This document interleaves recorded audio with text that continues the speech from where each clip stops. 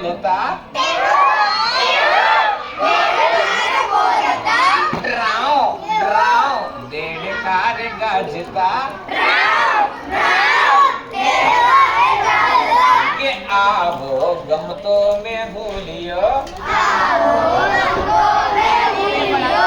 અમેરે છોકરા ના વારે દોડતા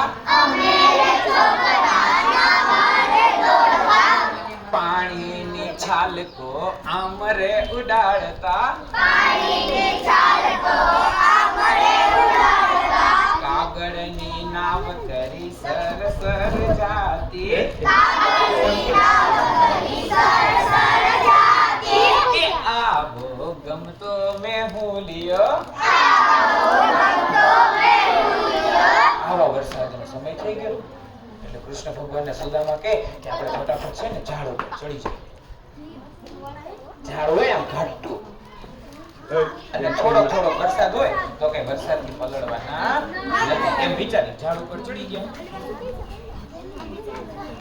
એટલે ઉપરની ડાળી ઉપર બેઠા સુદામા અને બાજુની ડાળી ઉપર બેઠા કૃષ્ણ ભગવાન. હવે બે બેઠા સરસ મજાની. વરસાદ આવ્યો અને વરસાદ તો આવ્યો એટલે બંધ જ ન થયો. અને એટલો બધો વરસાદ હોય, આટલા બધા લાકડા કાપ્યા હોય અને આવા ઠંડીની મોસમમાં આપણને શું થાય? ભૂખ લાગે. પછી તો સુદામા પાસે તો ડાળિયા હતા. હવે ડાળિયા હતા થોડા. સુદામાને એમ થયું કે જો કૃષ્ણ ભગવાનને આપું તો મારે ડાળિયા ઘટશે, અડધા જ આવશે. એટલે સુદામા એવું વિચાર્યું કે હું ડાળિયા ખાઈ. સુદામા ડાળિયા ખાય.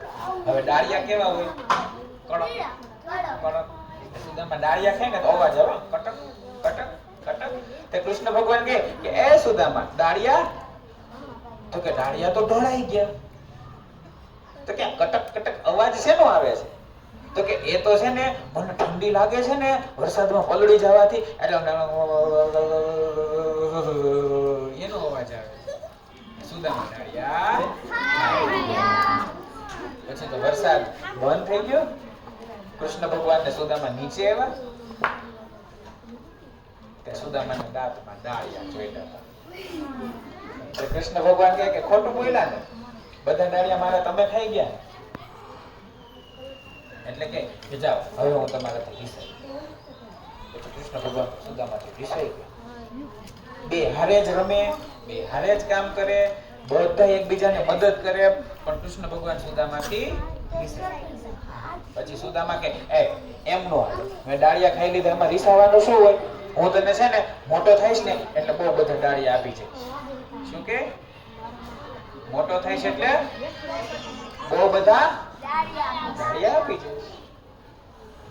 પછી સુદામા છે ને પોતાને ગામ ગયા અને કૃષ્ણની ભક્તિ કરી. બધાને ઘરે ઘરે જઈ અને એમ કે નામ લેવું તો કોનું, ભક્તિ કરવી તો કોની?